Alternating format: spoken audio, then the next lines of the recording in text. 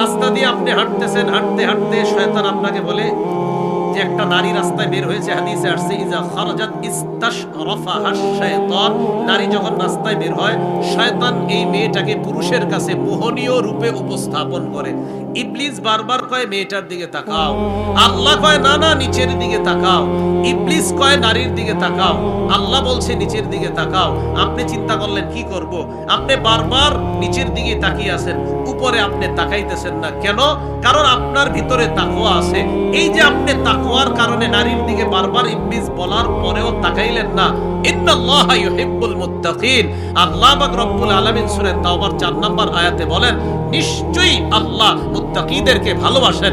এই যে তুমি শয়তানে বারবার বলার পরেও তাকাও নাই, আমি আল্লাহ তোমাকে ভালোবাসি। সূরা তাওবা 4 নম্বর আয়াত, ইন্নাল্লাহা ইউহিব্বুল মুত্তাকিন, মুত্তাকিদেরকে আল্লাহ ভালোবাসেন।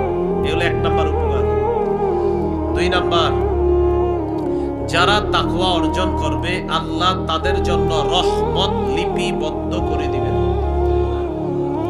সূরা আরাফের 156 নম্বর আয়াত আল্লাহ বলেন